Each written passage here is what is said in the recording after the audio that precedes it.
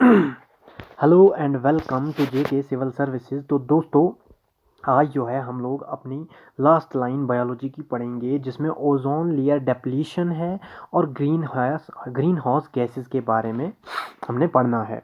तो इससे पहले हमने लगभग सब कुछ पढ़ लिया है और इसके बाद जो है हमारा बच जाएगा एक तो वो जो फूड की ट्रांसपोर्टेशन होती है प्लांट्स या दूसरी जगहों में, और अगर रेस्पायरेशन, तो विद इन 2 या 3 वीडियोज़ में ये कंप्लीट हो जाएगा। तो चलिए आज हम लोग दोस्तों बात करते हैं अपने ओजोन लेयर डेप्लीशन के बारे में। ओजोन लेयर जो है ये होती क्या है, ये कहाँ पर पाई जाती है, इसकी वजह से हमें क्या होता है, प्रोटेक्शन मिलती है, हार्म होता है, आज हम लोग यही चीज़ पढ़ेंगे। तो ये जो ओजोन लेयर होती है इसे हम लोग ओजोन गैस भी कहते हैं।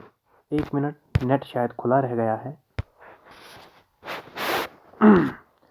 तो ये जो ओजोन लेयर जो है ये एक गैस है, ये एक लेयर है जो गैस की बनी हुई है। ठीक है दोस्तों। तो और ये कलरलेस गैस होती है। मान लीजिए ये हमारा एटमॉस्फेयर है। तो चलिए अब हम लोग अपने एटमॉस्फेयर को बनाते हैं। देख लीजिए ये हमारी अर्थ है, फॉर एग्जांपल। तो इसके बाहर जो है, बाहर इसके जो है एक परत होती है, एक लेयर होती है गैसेस की। इन गैसेस को हम लोग ग्रीन हाउस गैसेस कहते हैं, ये हम लोग बाद में पढ़ेंगे। लेकिन ये जो एटमॉस्फेयर है इसकी बहुत सारी लेयर्स होती हैं, जैसे कि आइनोस्फीयर, मीजोस्फीयर, ट्रोपोस्फीयर। चलिए मैं आपको ये सीक्वेंस वाइज बताता हूँ। ये हमारी अर्थ है, इसके ऊपर वाली जो पहली वाली लेयर होगी एटमॉस्फेयर की उसे हम लोग ट्रोपोस्फियर कहेंगे। ठीक है ना, ये आ गई ट्रोपोस्फियर। इसके बाद जो दूसरी वाली होगी उसे हम लोग स्ट्रेटोस्फियर कहते हैं। स्ट्रेटोस्फियर के बाद जो तीसरी वाली होगी उसे हम लोग ओजोनोस्फियर कहते हैं। इसे हम लोग ओजोनोस्फियर क्यों कहते हैं, क्योंकि यही जो है ओजोन लेयर है बेसिकली। और ये जो है ना, ये दोनों एक ही हैं, स्ट्रेटोस्फियर और ओजोनोस्फियर दोनों एक ही हैं। सिर्फ डिस्टिंग्विश करने के लिए मैंने ओ यहाँ पर अलग से लिखा है। ठीक है दोस्तों, मतलब ओजोनोस्फीयर स्ट्रेटोस्फीयर के जो ऊपर वाली लेयर है, यानी कि स्ट्रेटोस्फीयर के जो ऊपर ऊपर थोड़ा ऊपर है, आती है स्ट्रेटोस्फीयर में ही है, लेकिन ऊपर वाली थोड़ी, तो उसको हम लोग ओजोनोस्फीयर कहते हैं। उससे ऊपर जो लेयर होगी उसे हम लोग मीजोस्फीयर कहेंगे, और उससे जो ऊपर होगी उसे हम लोग आइनोस्फीयर कहेंगे। उसके अलावा भी बहुत सारी लेयर्स होती हैं, उनमें जाने की ज़रूरत नहीं है, आपने सिर्फ यहाँ पर स्ट्रेटोस्फेयर को याद रखना है। और ट्रिक जो है इन लेयर्स को याद रखने की, आप लोग याद रखेंगे आई मोस्ट MOST मोस्ट, तो आप लोगों को याद रह जाएगा। साथ में आई जोड़ देना कि मैं जो हूँ मोस्ट इंटेलिजेंट हूँ, आई मोस्ट। ठीक है, आई से आइनोस्फियर, एम से मीजोस्फियर, ओ से ओजोनोस्फियर, एस से स्ट्रेटोस्फियर और टी से ट्रोपोस्फियर। ट्रोपोस्फियर जो है सबसे नीचे वाली लेयर होती है, अर्थ के सबसे नीचे वाली लेयर जो है ट्रोपोस्फियर। उसके ऊपर आ जाती है स्ट्रेटोस्फियर, उसके ऊपर आ जाती है मीजो और आइनो, और ये जो स्ट्रेटोस्फियर है इसकी ऊपर वाली परत को हम लोग ओजोनोस्फियर कहते हैं। और यही जो है ओजोन लेयर होती है, और इसी को हम लोग कलरलेस गैस भी कहते हैं क्योंकि इसका कलर नहीं होता। ठीक है दोस्तों, अब हम लोग होप यहाँ तक आपको समझ आ गया होगा। ये जो है इसको अगर हम लोग लिखते हैं केमिस्ट्री की फॉर्म में तो हम लोग O3 लिखते हैं। मतलब ये 3 ऑक्सीजन से बना हुआ होता है। एक ऑक्सीजन का मान लीजिए एटम है, एक और है और एक और है, ये 3 मिलकर जो है ये क्या बनाते हैं, ओजोन बनाते हैं। और इसका काम क्या होता है, देखिए, ये मान लीजिए हमारी अर्थ है, क्या हो गया, ये जो है मान लीजिए हमारी अर्थ है और यहाँ पर हमारा सन है। सन से जो रेडिएशंस आती हैं ना, वो बहुत ही हानिकारक होती हैं, जिन्हें हम लोग अल्ट्रा वायलेंट रेडिएशंस कहते हैं। अब इनमें कुछ जो हैं यूज़फुल भी, क्योंकि ultraviolet radiation different types की होती हैं, A type, B type, C type. तो इनमें से कुछ यूज़फुल भी होती हैं, कुछ हार्मफुल भी होती हैं। तो अब देख लीजिए यहाँ पर मान लीजिए ये स्ट्रेटोस्फियर है या ओजोनोस्फियर है, क्योंकि स्ट्रेटोस्फियर की ही ऊपर वाली लेयर को हम लोग ओजोनोस्फियर कहते हैं। तो सन से आ रही है, तो ये क्या करती है, ये ओजोन लेयर जो है इन हार्मफुल अल्ट्रा वायलेंट रेडिएशंस को रोकती है, जिसकी वजह से ये ज़मीन तक नहीं आ पाती, बहुत ही कम आ पाती हैं। और अगर ये हमारी ज़मीन पर आ गई तो बहुत ज़्यादा हार्मफुल इफ़ेक्ट इनका होता है लिविंग ऑर्गेनिजम्स पर। इसीलिए हम लोग जो हैं ग्लोबल वार्मिंग की तरफ ध्यान देते हैं, इसीलिए हम लोग इस चीज़ का ध्यान देखते हैं कि ग्रीन हाउस गैसेस जो हैं ज़्यादा ना बढ़ जाए, जो हम लोग नेक्स्ट टॉपिक में पढ़ेंगे। इसी के साथ शायद इसी के बाद जल्दी से वीडियो और एक आ जाएगी और उसमें ये हो जाएगा। ठीक है दोस्तों, तो होप आपको ये समझ आ गया होगा कि अर्थ जो है और सन जो है, मान लीजिए ये सन है, तो ऊपर से जो हार्मफुल अल्ट्रा वायलेंट रेडिएशंस आ जाती हैं तो एक लेयर उसको रोकती है, जिसे हम लोग ओजोन लेयर कहते हैं, जिसे हम लोग O3 कहते हैं, जिसे हम लोग ऑक्सीजन के 3 एटम से मिलकर बनी हुई लेयर कहते हैं। और ये जो है कलरलेस गैस होती है। अब हम लोग यहाँ पर देखेंगे कि ये किस तरह से अल्ट्रा वायलेंट रेडिएशंस को रोकती है और ये जो है इस पर हमारी वजह से क्या इफ़ेक्ट पड़ता है। देखिए, इंसानों की वजह से तो यही इफ़ेक्ट पड़ता है कि हम लोग जो हैं, जब हम लोग ध्यान नहीं रखते, जंगल से लकड़ी काटते हैं, फॉसिल फ्यूल्स जलाते हैं, बहुत ही आलूदा करते हैं अपने एनवायरनमेंट को, तो उसकी वजह से ये ओजोन लेयर जो है ना, ये पतली हो जाती है, जिसकी वजह से अल्ट्रा वायलेंट रेडिएशंस नीचे आ सकती हैं। रिस्क हर हमेशा बना रहता है। इसलिए बहुत सारे प्रोटोकॉल्स, बहुत सारे एक्ट्स जो हैं बनाए गए हैं, जिस पर बहुत सारी कंट्रीज़ ने साइन किए, बहुत सारे एग्रीमेंट्स पर, कि हम लोग जो हैं बहुत ही कम एमिशन करेंगे हार्मफुल सब्सटेंसेस की, ताकि ओजोन लेयर जो है वो डेप्लीट यानी कि पतली ना हो जाए। तो दोस्तों, होप यहाँ तक आपको समझ आ गया होगा। अब ये बनती कैसे है, इसके जो बनने का प्रोसेस है वो कंटिन्यूअस प्रोसेस है। मतलब ये टूटती भी है, ये ओजोन लेयर पतली भी होती है और बनती भी रहती है। पतली होती है हमारी वजह से, क्योंकि हम लोग पोल्यूशन काज करते हैं, और बनती जो है, अब बनने का हम लोग प्रोसेस देखेंगे। देखिए, सबसे पहले जो ऊपर से अल्ट्रा वायलेंट रेडिएशंस आती हैं, तो हमारे एटमॉस्फेयर में काफ़ी मात्रा में ऑक्सीजन प्रेजेंट होता है। ये आप सब लोगों को पता है, बताने की ज़रूरत नहीं है। तो जब ये ऊपर से अल्ट्रा वायलेंट रेडिएशंस आती हैं, ये जो ऑक्सीजन मॉलिक्यूल होता है, इसे ब्रेक कर देता है 2 हिस्सों में। अब 2 हिस्सों में O2 देख लीजिए, O2 जो है 2 हिस्सों में बन गया, अलग अलग से ऑक्सीजन और ऑक्सीजन 2 एटम्स बन गए। अब इन्हीं को हम लोग फ्री एटम्स भी कहते हैं। ठीक है दोस्तों, इन्हीं को हम लोग फ्री एटम्स भी कहते हैं। अब क्या होगा, जब ये अलग हो गए, स्प्लिट हो गए, तो इसके साथ जो है कोई और ऑक्सीजन का मॉलिक्यूल O2 जुड़ जाएगा, तो O2 और प्लस एक और ऑक्सीजन फिर से O3 बन जाता है। इस तरह से ये कंटिन्यूअसली ये प्रोसेस होता रहता है। और ये जो है क्यों हो रहा है, क्योंकि अल्ट्रा वायलेंट रेडिएशंस आ रही हैं, सन से आ रही हैं, और इसीलिए हम लोग इस रिएक्शन को हम लोग फोटोलिसिस कहते हैं, या डिसोसिएशन भी हम लोग इसी को कहते हैं। शायद मैंने लिखा नहीं है, आप लोग, हाँ लिखा है, फोटो डिसोसिएशन भी हम लोग इसी को कहते हैं। मतलब देख लीजिए, हमारे एटमॉस्फेयर में काफ़ी ऑक्सीजन प्रेजेंट है, अल्ट्रा वायलेंट रेडिएशन आई तो ये टूट जाता है 2 हिस्सों में, फ्री ऑक्सीजन्स में। अब ये जो है, ये किसी और ऑक्सीजन के मॉलिक्यूल के साथ जुड़ जाएगा, क्योंकि एटमॉस्फेयर में बहुत ज़्यादा ऑक्सीजन प्रेजेंट होता है, और फिर से ये O3 बनाएगा। कौन सी रिएक्शन से, आप अब बोले फोटोलिसिस या फोटो डिसोसिएशन की रिएक्शन से। ठीक है दोस्तों, यहाँ पर भी यही मैंने लिखा है कि ये कंबाइन हो जाता है, फिर से ऑक्सीजन के साथ बनाता है O3 मॉलिक्यूल।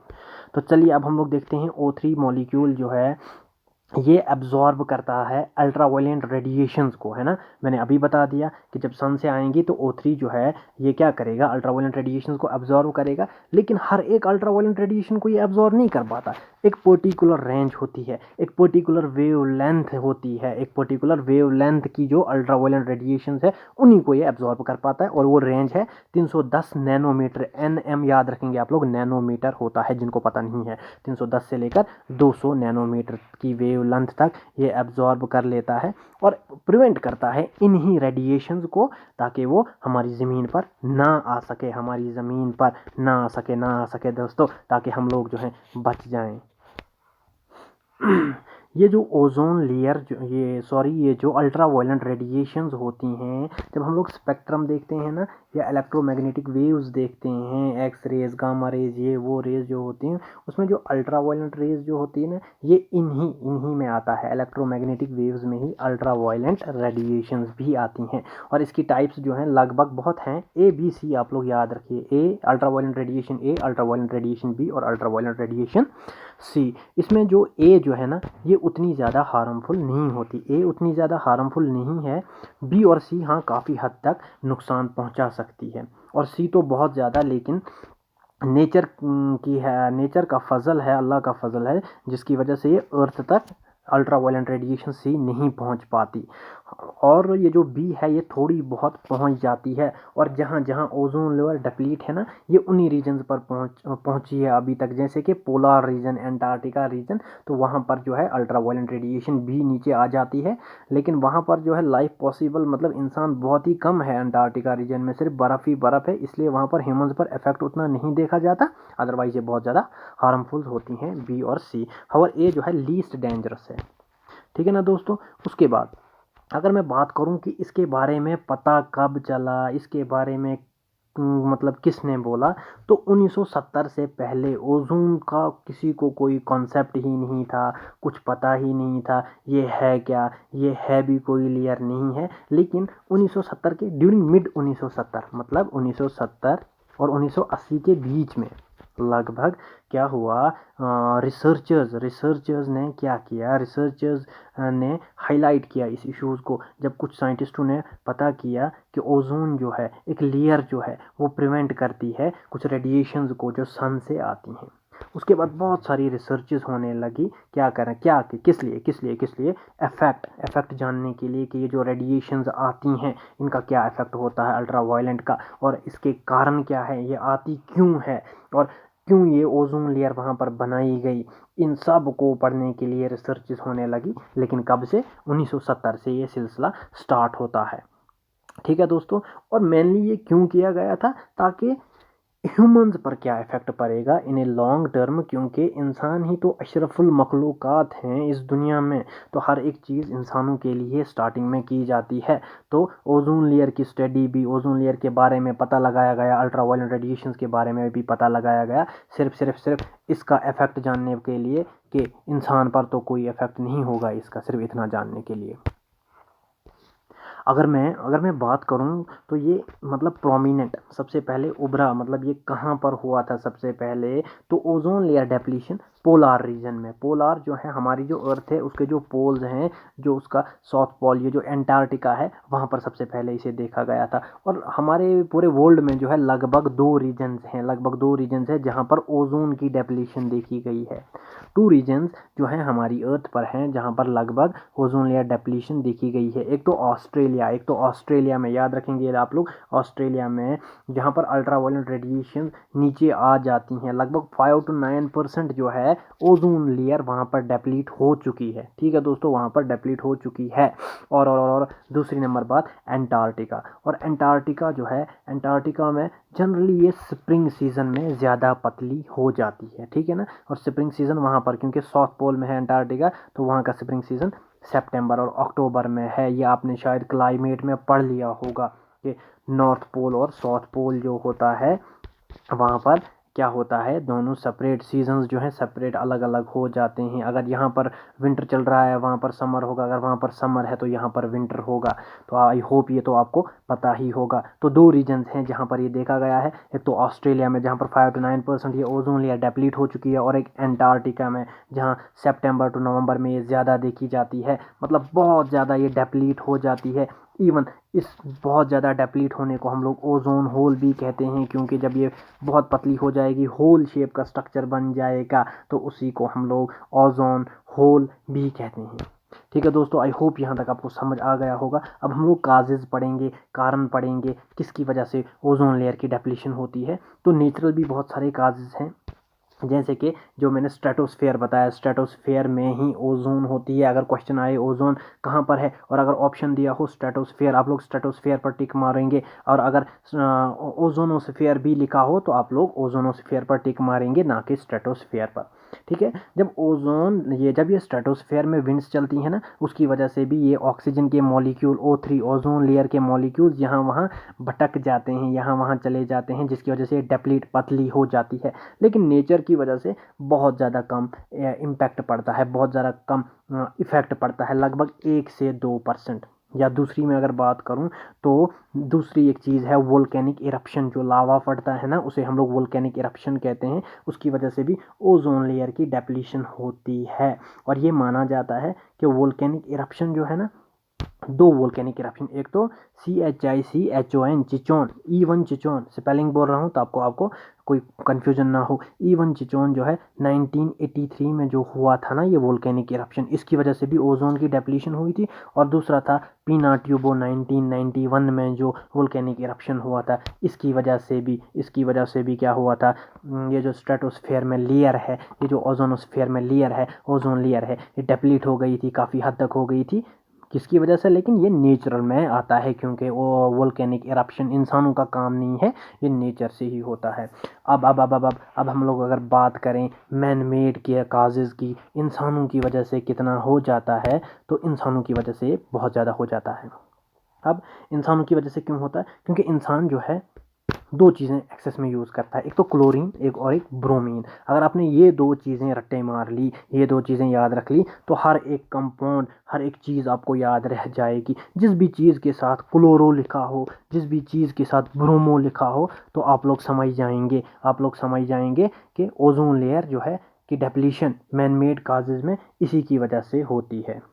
और इसमें से भी चलिए देख लीजिए CFC, फुल फॉर्म लिख लीजिए क्लोरोफ्लोरोकार्बन, CHLO क्लोरो, FLUORO फ्लोरो, CARBON क्लोरोफ्लोरोकार्बन। क्लोरोफ्लोरोकार्बन जो है ना, ये भी क्या है, ये एक गैस है जो क्या करती है, जो ओजोन लेयर को डेप्लीट कर देती है। और 80%, लगभग 80% ओजोन लेयर डेप्लीशन जो है क्लोरोफ्लोरोकार्बन्स की ही वजह से होता है। उसके बाद मिथाइल क्लोरोफॉर्म, इसकी वजह से भी ये सब मैन मेड काजेज हैं। क्यों? क्योंकि क्लोरोफ्लोरोकार्बन को फॉर एग्जांपल इसे हम लोग इस्तेमाल करते हैं रेफ्रिजरेटर्स में, ठीक है ना। उसके बाद और भी बहुत सारी चीज़ों में यूज़ करते हैं। तो उसके बाद जब ये वहाँ से निकलता है, एटमॉस्फेयर में चला जाता है, ये ओजोन लेयर डेप्लीशन करता है। इसी तरह से मिथाइल क्लोरोफॉर्म को हम एज एन एरोसोल भी यूज़ करते हैं, ठीक है ना, as a sprays, cold cleaning agents use करते हैं, एज एन एडेसिव यूज़ करते हैं, या केमिकल प्रोसेसिंग के लिए, जिसकी वजह से बाद में ये ओजोन लेयर डेप्लीशन करते हैं।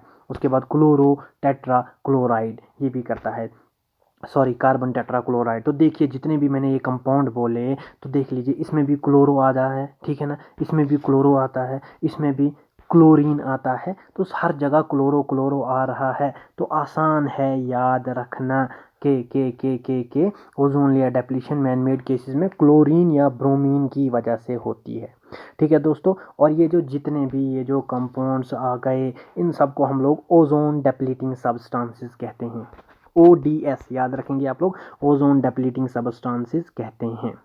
क्यों? क्योंकि ये डेप्लीशन करते हैं किसकी? ओजोन लेयर की, इसलिए हम लोग इसको ओजोन डेप्लीशन सब्सटेंसेस कहेंगे, ठीक है। यहाँ पर मैंने लिखा भी है, देख लीजिए, ODS ओजोन डेप्लीटिंग सब्सटेंसेस। तो आई होप दोस्तों ये भी आप लोगों को समझ आ गया होगा। अगर मैं क्लोरीन की बात करूँ ना, क्लोरीन जो है ये कितना डेंजरस है हमारी ओजोन लेयर के लिए। तो अब देख लीजिए एक एटम कितना, ये मान लीजिए एक एटम है क्लोरीन का, तो ये जो है 1 लाख O3 मॉलिक्यूल्स को तबाह कर देता है, आसमान में डिस्ट्रॉय कर देता है। अब आप खुद ही सोच लीजिए कितना हमारा इम्पैक्ट, हमारा कितना गलत इफ़ेक्ट है हमारे एनवायरनमेंट के ऊपर, इंसानों का कितना गलत इम्पैक्ट है एनवायरनमेंट के ऊपर। एक एटम जो है क्लोरीन का 1 लाख ओजोन मॉलिक्यूल्स को तबाह कर देता है। और अगर मैं ब्रोमीन की बात करूं तो इसका तो क्या ही कहना, ये तो 40 टाइम्स मोर डैमेज करता है क्लोरीन से। यहाँ देख लीजिए 40 time more lethal than chlorine है।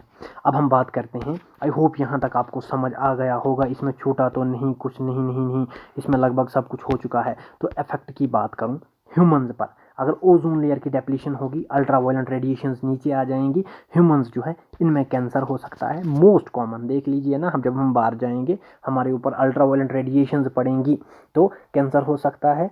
उसके बाद हमारी आंखें डैमेज हो सकती हैं, जाना होगा आपने, इसीलिए तो अल्ट्रा वायलेंट वो प्रोटेक्टिव वो चश्मे आते हैं, लेंसेज आते हैं।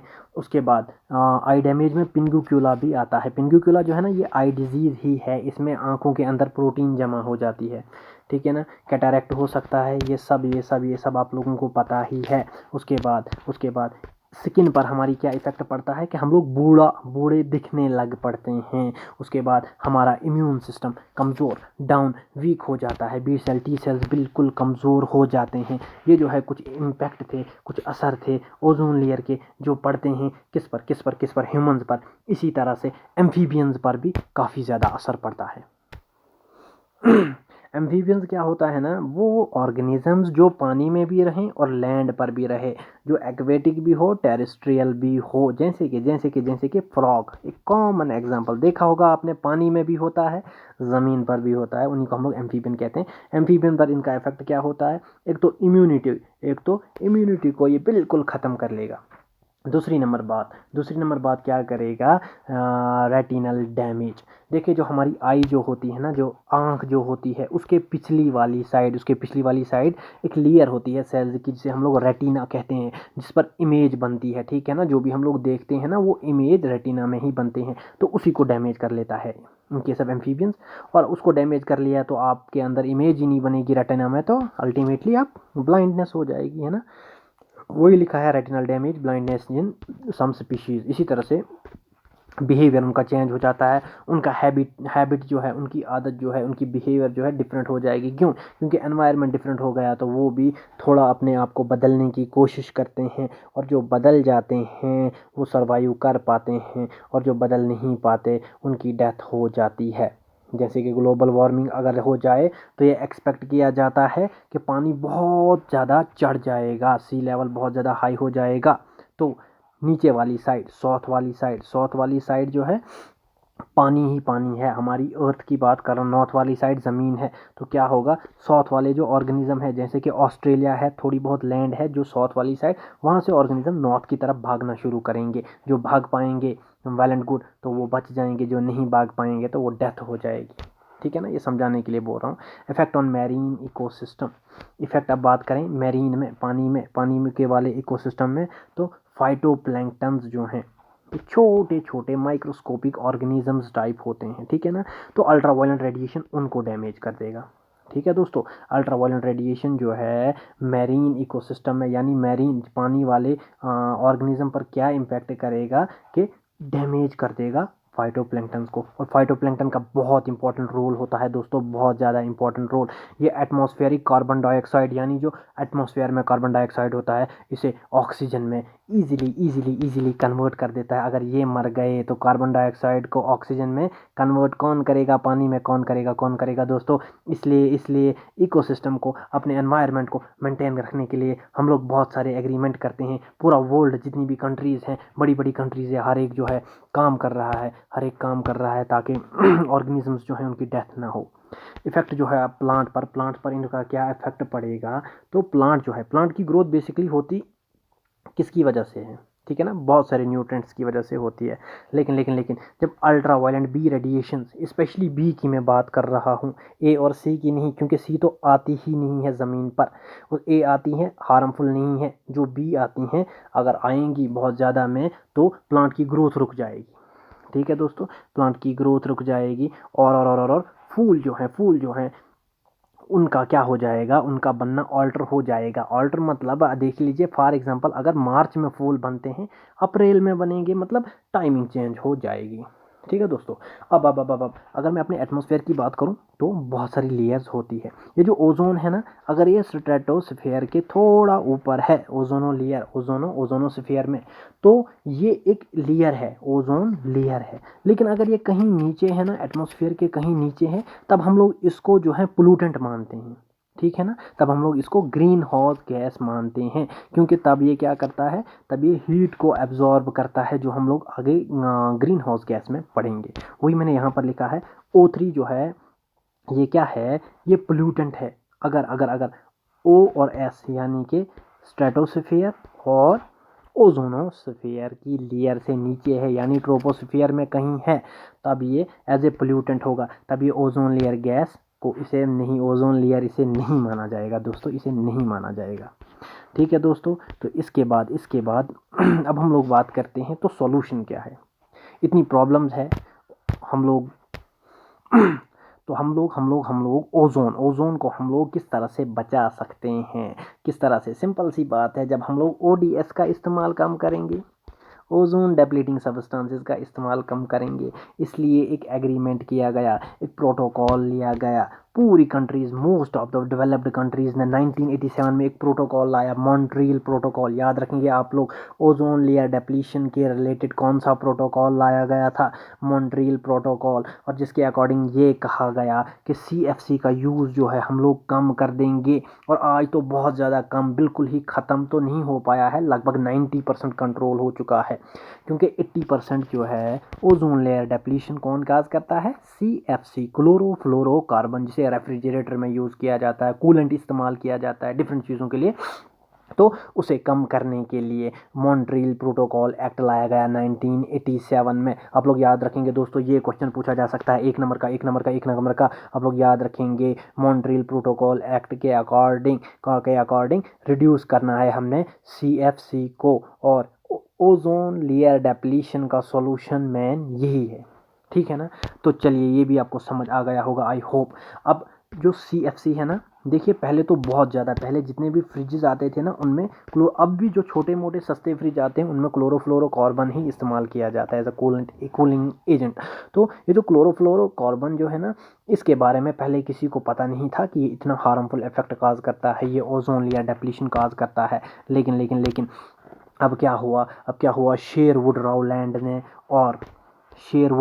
ने और मॉरियो मोलिना ने एक साथ मिलकर क्या किया, पता किया कि सीएफसी का क्या रोल है, और उन्हें ये पता चला उसका डिस्ट्रक्टिव रोल है। और इस चीज़ के लिए इनको नोबेल प्राइज़ मिला केमिस्ट्री में 1995 में। ठीक है दोस्तों, तो आई होप आपको लेक्चर अच्छा लगा होगा। आप कमेंट में लिख लिएगा कि आपको ओजोन लेयर डेप्लीशन कैसा लगा। मेरे हिसाब से तो यह काफ़ी है, और जो अगर कुछ बच भी जाएगा, मेरे हिसाब से कुछ नहीं बचता, अगर बच भी जाएगा तो हम लोग उसे एमसीक्यू के थ्रू कवर करेंगे। एक भी नहीं, ये तो आधे नंबर का हमने पढ़ लिया, क्योंकि इसमें 2 टॉपिक है आपके एनवायरमेंटल पोल्यूशन में।